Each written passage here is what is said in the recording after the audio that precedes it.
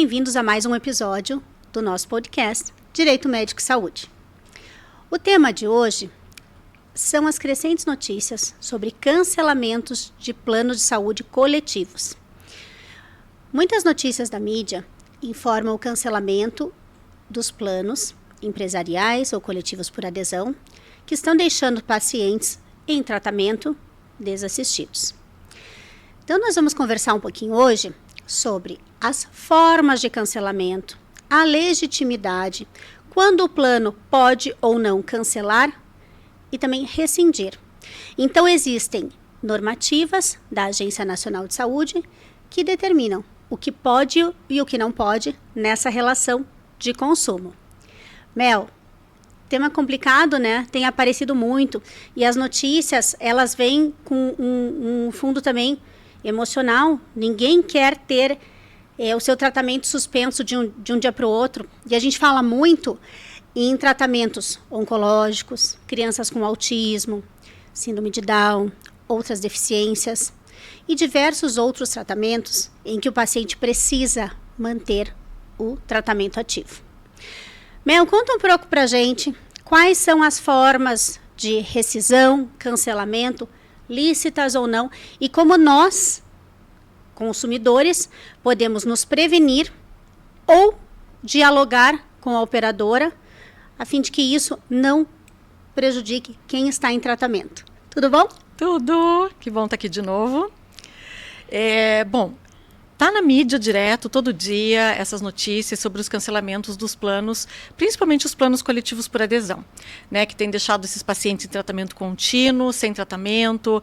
Alguns casos, o paciente só soube da rescisão do contrato quando foi tentar acessar o aplicativo do plano de saúde para emitir o boleto para pagar a mensalidade. Aí abriu o aplicativo, seu contrato está cancelado. Como assim? Então, acho que é importante a gente trazer esse assunto para conversar, para explicar justamente para os beneficiários de planos de saúde quando que esse contrato pode ser cancelado e entender que há pelo menos 3 tipos de contrato de plano de saúde, porque a gente verifica na prática também que às vezes o paciente acha que tem um tipo de plano e na verdade ele tem outro. Ele acha que tem um plano individual e, na verdade, ele tem um plano coletivo por adesão. E é justamente esse que tem sido rescindido, né? Então... É importante a gente explicar as categorias de plano e quais podem ser rescindidos sem justo motivo e quais não podem. Então, nós temos 2 setores de planos. Os individuais e familiares, que são planos... em que só pode haver cancelamento por inadimplência. O que é essa inadimplência? É a falta de pagamento no período de um ano de mais de 60 dias. Mas fica o alerta, não são 60 dias consecutivos. Se ao longo do ano o consumidor, o beneficiário, atrasa o pagamento 10 dias todos os meses, passados 6 meses, esse plano de saúde vai ser automaticamente cancelado. E a operadora, nesse caso, está correta, né? A gente tem uma relação de direito do consumidor com deveres e direitos. Então, é dever do beneficiário pagar o plano e existe essa limitação de atraso. Mel, hoje a gente tem uma normativa mais atualizada, que antigamente era por telegrama, essa notificação ao consumidor. Explica para a gente o que teve de mudança e como o consumidor tem que se proteger e até verificar, em caso de cancelamento, a licitude, se pode haver ou não algum questionamento, seja administrativo perante a agência reguladora, a ANS, ou judicial. Então, a lei dos planos de saúde, a lei 9656, ela fala que o plano de saúde individual familiar. Então, para o pessoal que está assistindo, o que é o plano de saúde individual familiar? É aquele plano de saúde que eu contrato no meu CPF. Tá? Então eu vou lá na operadora e hoje já não há muitas operadoras no mercado que vendem planos de saúde individuais familiares. Mas é aquele que eu contrato normalmente cooperativas médicas no meu CPF para mim e posso incluir os meus dependentes, meus familiares, como beneficiários desse contrato também. Então, esses contratos de planos de saúde, como você falou, eles só podem ser cancelados por inadimplência ou por fraude. A fraude geralmente é quando a pessoa omite alguma informação naquela declaração de saúde que ela precisa preencher quando ela contrata o plano. Então, se ela omitiu alguma coisa, houver algum indício de fraude, a operadora pode instaurar um processo administrativo na ANS para cancelar esse contrato. Mas não é o mais comum. O mais comum, geralmente, é a inadimplência, que nem a Rê falou. Então, são até 60 dias de inadimplência no período de 12 meses, esses 60 dias consecutivos ou não. Então, se eu atraso um pouquinho esse mês, um pouquinho no outro mês, e às vezes eu perco a conta, deu 60 dias, a operadora pode rescindir. Então, houve uma... Como a lei dos planos de saúde fala de forma genérica, que a rescisão pode se dar após 60 dias de inadimplência, que não precisam ser consecutivos, mas não estabelecia como que se dava exatamente, então a ANS regulamentou. Então, como é que funciona? Se no período desses 12 meses, então, o beneficiário acumulou mais 60 dias de inadimplência, ou está prestes a acumular 60 dias de inadimplência, a norma fala que até o 50º dia... Então, cheguei 50 dias, somei 50 dias devendo num período de 12 meses, a operadora precisa notificar o beneficiário. Aí vinha a dúvida. Como é que notificava? Mandava notificação no prédio, o porteiro recebia, era válido o recebimento pelo porteiro, o porteiro não repassava para o beneficiário, enfim.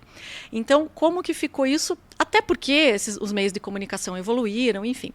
Então, o que a ANS diz? Essa notificação, claro que ela deve se dar, num primeiro momento, uma carta registrada, então com AR, para que prove que aquela pessoa que o próprio beneficiário recebeu, mas ela pode ser feita por e-mail também, desde que seja um e-mail com assinatura digital e com confirmação de recebimento. Então já não é uma coisa tão comum e tão fácil de ser feita. Ou também, essa informação da inadimplência, ela pode ser enviada por SMS ou por um aplicativo do tipo WhatsApp. Nesse caso, para ter validade, o beneficiário tem que dar o aceite, ele tem que responder a mensagem dizendo que acusa o recebimento, certo? Ou ainda por um telefonema gravado. A operadora faz uma ligação e grava. Então, até o 50º dia, digo, olha, o senhor está inadimplente há 50 dias. Se o senhor, no prazo de 10 dias, não regularizar a mensalidade, o seu plano automaticamente está rescindido. Então, precisa oportunizar que no prazo de 10 dias o beneficiário regularize a situação. Senão, automaticamente o plano de saúde está rescindido. E aí, a gente não tem o que fazer. Então, nesse caso, a operadora, o plano de saúde, ele cumpre as regras e hoje existem mais opções de notificação. E é importante lembrar que é um dever do consumidor, do beneficiário, manter o seu cadastro atualizado, endereço, telefone e e-mail.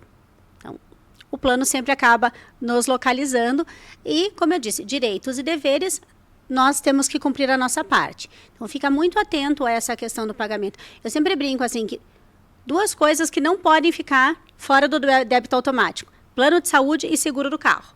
A gente não pode deixar atrasar. Porque aí, uma vez perdido o plano, você vai ter que cumprir carência, né? Qual que é o ônus disso?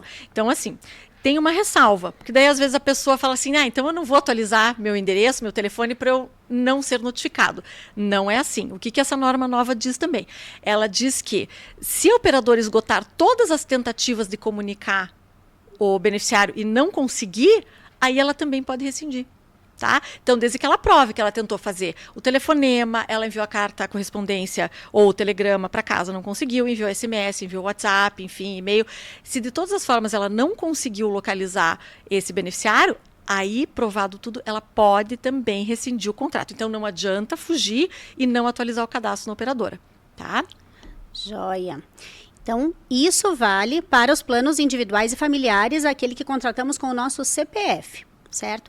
E só uma dica fora do assunto, mas muito importante para a gente diferenciar os tipos de plano, é que os planos individuais e os familiares, eles têm o reajuste regulado pela ANS. Então, quando ouvimos notícias de que o reajuste dos planos de saúde esse ano está limitado a 9,63, isso significa que aqueles planos individuais e familiares têm essa regra. Agora, Mel, fala um pouco dos planos que têm causado mais insegurança, a instabilidade para os tratamentos, que são os planos coletivos por adesão, porque eles têm dois diferenciais. Então, primeiro, eles são mais baratos? Sim, mas eles não têm esse reajuste limitado e eles podem ou não ser rescindidos. Vou deixar a resposta para você. Exatamente. Então, a gente tem planos individuais familiares e os planos coletivos. E lembrando uma questão. Os planos de saúde individuais familiares no Brasil, eles são uma parcela somente de 20% de todos os planos de saúde ativos no Brasil hoje. Então, de todos, 20% são planos individuais familiares, que a gente sempre gosta de dizer que são mais seguros, porque então eles não podem ser rescindidos assim unilateralmente, né, sem motivo, e o reajuste é limitado pela ANS. 80% de todos os planos de saúde no Brasil são planos coletivos. Então, ou planos coletivos por adesão ou planos empresariais. O plano empresarial é aquele que a empresa faz com a operadora para disponibilizar para os seus sócios, administradores e para os seus funcionários. Então, quando a gente fala do plano coletivo empresarial, se o funcionário ele tem o plano de saúde, então pelo vínculo com a empresa, e ele é demitido sem justa causa, ele pode permanecer vinculado ao plano de saúde da empresa por até 2 anos, a depender do período, né, em que ele trabalhou na empresa e teve o plano de saúde, desde que ele cumpra 2 requisitos. Então, ele precisava pagar uma parcela dessa mensalidade, ainda que fosse uma parcela pequena, e ele vai ter que assumir a mensalidade integral do plano. Então, ele pode continuar no plano da empresa e por até 2 anos cumpridos esses requisitos. Passado esse período, ele pode, então, fazer a portabilidade para mudar de plano sem cumprir carência. Agora, se esse funcionário pede demissão da empresa, ele vai, então, ficar sem o plano de saúde, mas a partir da demissão dele, ele também tem 60 dias para fazer a portabilidade.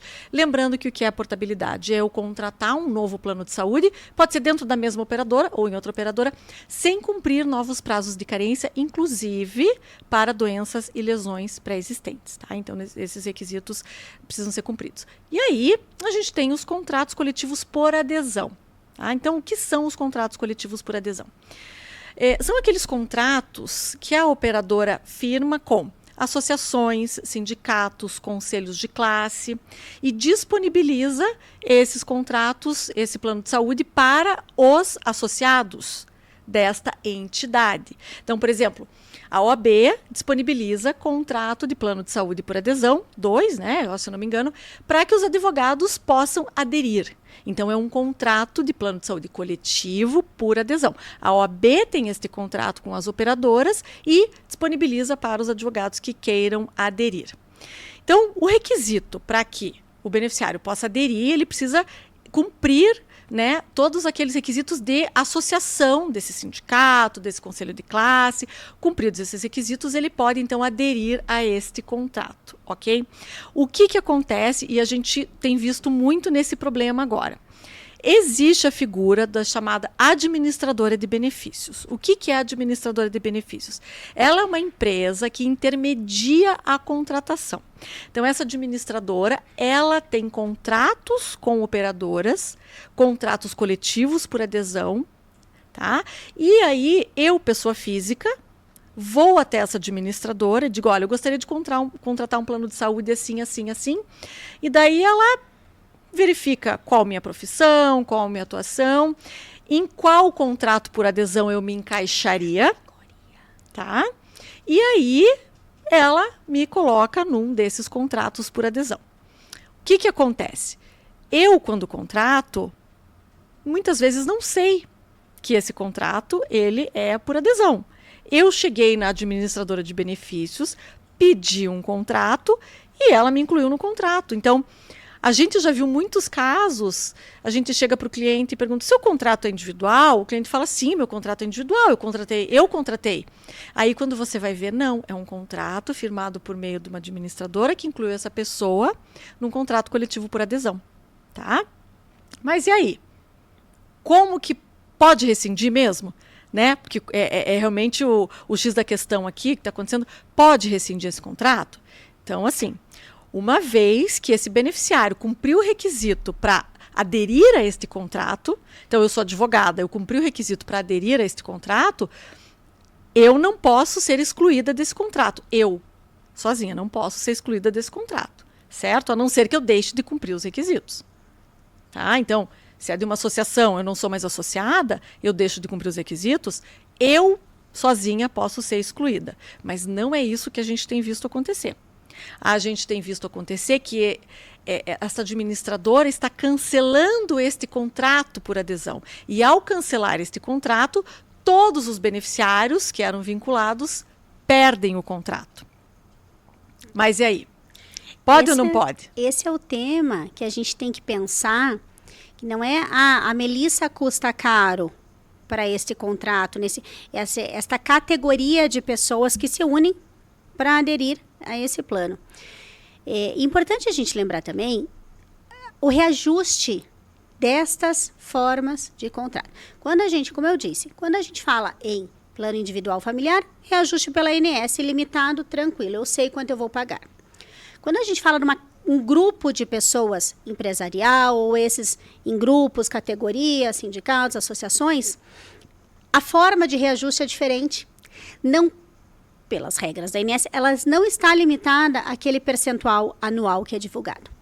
Eles fazem uma conta matemática que pega-se o custo daquele contrato, tudo que foi utilizado pelos beneficiários, divide pelo número de vidas, número de contratantes, chega-se a um delta, é feito um cálculo atuarial e a empresa, né, a operadora de saúde chega para a empresa ou para a associação e diz: neste ano, para renovarmos o contrato, são 30% de reajuste. Como assim é muito? Isso chama-se alta taxa de sinistralidade. Né? Quanto maior a utilização pelaquele grupo de pessoas, maior o reajuste. Então, se está errado isso, faz parte das regras do jogo. Até aí, ok. Mas quando, na renovação do contrato, Mel, a empresa fala, a operadora fala assim, não quero mais. E você tem naquela categoria de pessoas 2.000 vidas, 2.000 beneficiários, em que 25%, por exemplo, estão em tratamento contínuo. E a operadora diz, não quero mais, não é do meu interesse continuar. Pode, eu não posso. E aí, o que o consumidor ou o contratante pode fazer diante dessa situação assustadora? Então, se o contrato com a pessoa física só pode ser cancelado por inadimplência, o contrato coletivo, então vamos lembrar, o contrato coletivo, ele é firmado entre uma pessoa jurídica, que ou é uma empresa, uma associação, um sindicato, e uma operadora. É um contrato entre duas pessoas jurídicas. Nesse contrato, as regras de rescisão têm que estar muito claras. Então, claro que pode haver a rescisão por inadimplência, por óbvio, mas existe a possibilidade de uma rescisão que nós chamamos imotivada. A partir do momento que aquele contrato não for mais interessante, ou para o contratante, para a empresa, para o sindicato, para a associação, ou para a operadora, mediante uma notificação prévia, cujo prazo tem que estar estabelecido no contrato, é possível, sim, que esse contrato seja rescindido.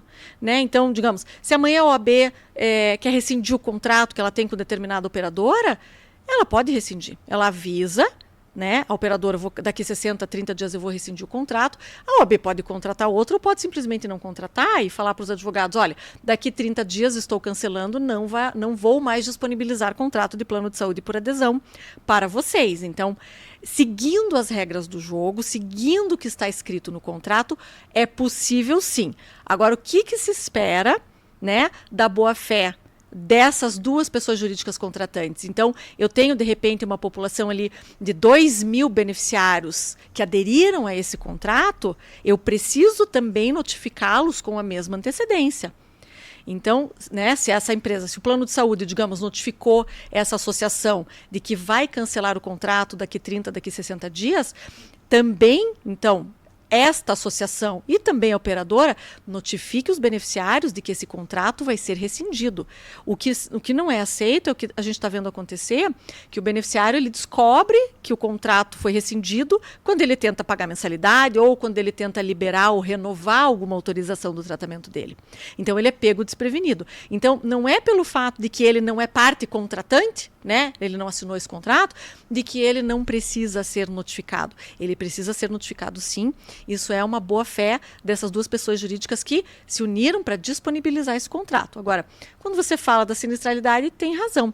Se a sinistralidade fica muito elevada, a operadora ou fala, olha, para a gente recompor o equilíbrio econômico do financeiro, eu tenho que pedir um reajuste de X, e esse reajuste, sim, vai ser arcado pelos beneficiários que estão pagando aquela mensalidade, ou a sinistralidade é tão alta que não é mais interesse da operadora manter aquele contrato. Tá? Então, assim, a resposta é sim, pode, obedecidas as normas do contrato. E aí, o que acontece com esse beneficiário que está em tratamento de saúde? Bom, a ANS diz que o beneficiário que está internado, certo? E mesmo assim tem o seu contrato rescindido durante o período de internamento, a operadora precisa garantir toda a cobertura até a alta hospitalar. Tá? Vai garantir. Não é porque o contrato encerrou, a pessoa, sei lá, ficou mais 1, 2 meses ou 3 dias internada, a operadora tem que garantir a cobertura até ele ter alta. Tá?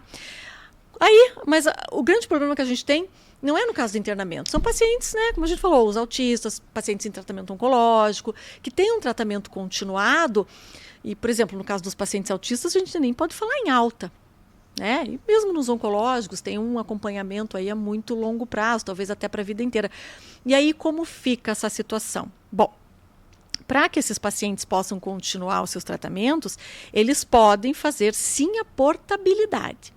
Tá? Então, a portabilidade, vamos voltar lá, é você poder buscar um novo plano sem cumprir novos prazos de carência, inclusive para doença pré-existente. Então, se eu estou no meio de um tratamento oncológico, estou fazendo quimioterapia, quando eu fizer a portabilidade, no dia seguinte eu posso continuar o meu tratamento na nova operadora porque eu fiz a portabilidade.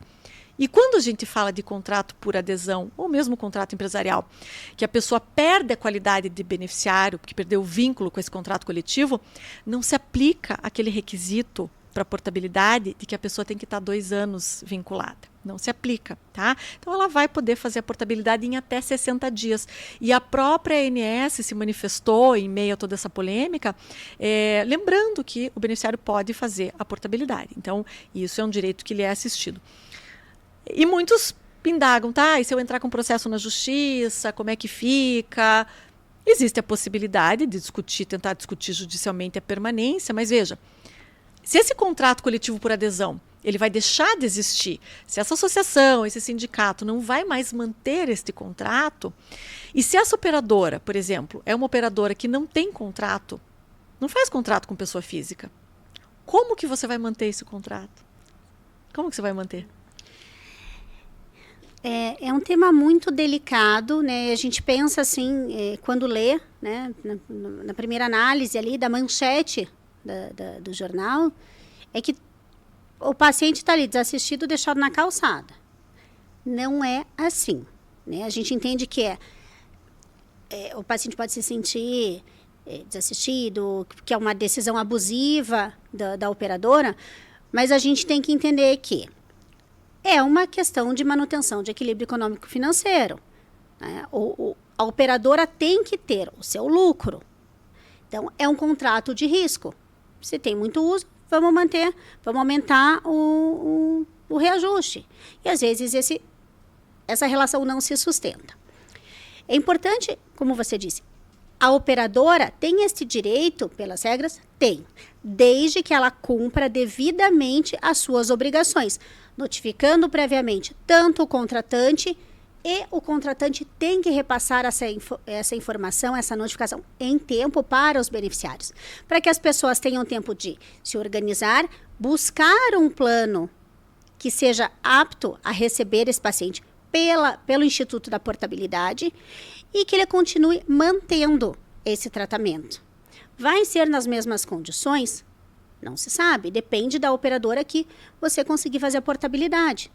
Então, é importante a gente deixar claro que estas rescisões desses contratos não significam deixar o paciente desassistido, mas sim, caberá ao paciente, tratamento, buscar uma nova operadora sem cumprir carência.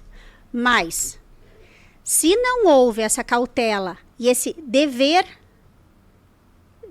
por parte da operadora em notificar e cumprir as regras da ANS, aí eu entendo que sim, é um caso de você judicializar essa rescisão por falta de cumprimento da operadora. Mas isso não assegura que a operadora é obrigada a manter este contrato para sempre, né? Então, é uma relação entre duas pessoas jurídicas que pode ser rescindida de acordo com o interesse mútuo. Por exemplo, como você disse, a empresa que acha que está muito caro, ela pode rescindir. Quando chega o aniversário do contrato, né? Quando o contrato, 1 ano depois de contratado, vai ser renovado, a própria empresa pode dizer, eu não quero mais manter com a operadora X. Eu tenho uma proposta melhor com a operadora Y. Então, as duas partes têm essa opção de escolha. Sim. Então, a gente tem que tomar muito cuidado com o que lê e não tomar uma manchete ao pé da letra. E ver que existe outra possibilidade, né? E o plano, isso, muitas vezes, não está agindo de uma forma ilícita. Porque as pessoas vêm argumentar assim, nossa, mas eu li também na mídia que as operadoras tiveram lucro. Então, como é que elas vêm argumentar que vão cancelar o contrato porque esse contrato dá prejuízo? Mas como você colocou, cada contrato ele é avaliado dentro da sinistralidade dele, daquele grupo de contrato, tá? Então, se aquele contrato com aquelas 2.100, 5.000 vidas, não sei, se aquele contrato ele está desequilibrado do ponto de vista econômico-financeiro e, eventualmente, para eu equilibrar essa sinistralidade, o reajuste vai ser tão alto que eu também sei que ninguém vai aceitar, acaba por rescindir. Então, assim, é importante. A gente nota que o beneficiário de plano de saúde, muitas vezes, ele não conhece a portabilidade. Tá? Ele não conhece, a portabilidade é uma regra relativamente recente, ela é de 2019, então qualquer pessoa beneficiária de qualquer tipo de plano de saúde pode fazer portabilidade para qualquer outro tipo de plano de saúde, né? Desde que cumpridas alguns requisitos. E quando eu falo do beneficiário de um plano de saúde coletivo que perdeu este vínculo, ele tem 60 dias para buscar. Como que ele busca a portabilidade? Ele pode ir direto numa operadora, né? E falar assim, olha, eu perdi o meu vínculo porque eu perdi meu emprego ou porque o meu contrato coletivo por adesão foi cancelado e eu quero ver se eu consigo fazer portabilidade. Então, essa operadora vai fazer um estudo para verificar para quais planos ele pode fazer a portabilidade. Ou no próprio site da ANS também é possível pesquisar os planos de saúde para os quais o beneficiário pode fazer portabilidade. Então, quando a ANS, nessa pesquisa, ela mostra quais são os planos de destino compatíveis, aquela operadora que tem aquele plano de destino, ela é obrigada a aceitar esse beneficiário. Tá? Porque a norma é da ANS, cumpridos os requisitos, a operadora ela é obrigada a aceitar e aplicar a portabilidade. Não é uma discricionariedade da operadora. Mas aí pessoas também nos questionam assim, mas aí como eu estou em tratamento de doença, a operadora não vai me aceitar no plano. Então, lembrando que uma das principais regras dos planos de saúde é que não pode haver seleção de risco, ou seja, a operadora não pode se negar a fazer um contrato de plano de saúde com você porque você tem algum tipo de doença. Tá? Isso se chama seleção de risco e isto é proibido. Então, eu acho que nesse sentido, assim, é importante buscar, às vezes, até uma assessoria especializada. Se esse beneficiário, esse paciente que está em tratamento, ele não sabe nem como buscar essa portabilidade, ou diretamente na própria ANS. A ANS tem canais no portal, tem telefone, né? Pode conversar diretamente pelo site ali da ANS, também trocar e-mail, para que também a ANS possa orientar a respeito da pesquisa de operadoras para fazer a portabilidade. Então, para que realmente essas pessoas não fiquem desassistidas. Mas é importante a gente lembrar que, em se tratando de contratos com duas pessoas jurídicas, sim, é possível que haja essa rescisão, desde que observados todos os requisitos, desde que os beneficiários sejam devidamente notificados com antecedência necessária. Inclusive, a operadora deve até informá-los da possibilidade do direito deles fazerem a portabilidade, para que não fiquem desassistidos.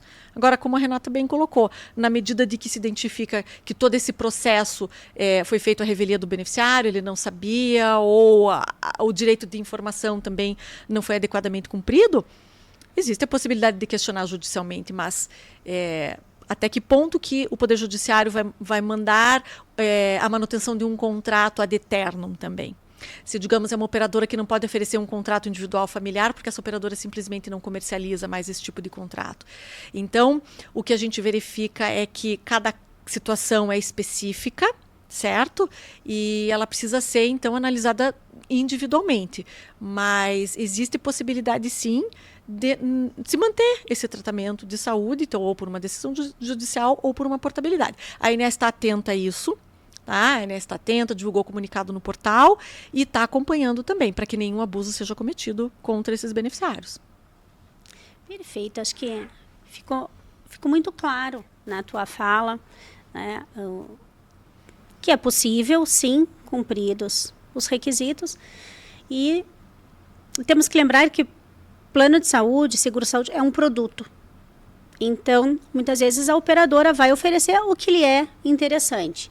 E não podemos julgar a operadora por querer lucro. A operadora é uma empresa, ela trabalha com um risco da atividade, faz parte do modelo de negócio, mas não é um problema a operadora ter lucro, né? Isso não é um motivo para a manutenção do contrato. Bom, lembrando que os planos de saúde são regidos pela ANS, Agência Nacional de Saúde Suplementar. Quem tiver dúvidas pode entrar no site, ele é bem intuitivo, navegação fácil, tirar suas dúvidas. E quem tiver alguma dúvida, algum comentário, pode nos seguir nas redes sociais. O Instagram do escritório é faracanda_advocacia. A gente sempre tem umas notícias atualizadas, algumas informações. E a gente espera que tenha sido elucidativo de um tema que causou tanto frisson, né? Na população. Mas ninguém vai ficar desassistido. A portabilidade é um instituto muito bom, recente, mas bom. Importante lembrar, a portabilidade permite com que haja a mudança para outro plano sem cumprimento de carência. É isso aí.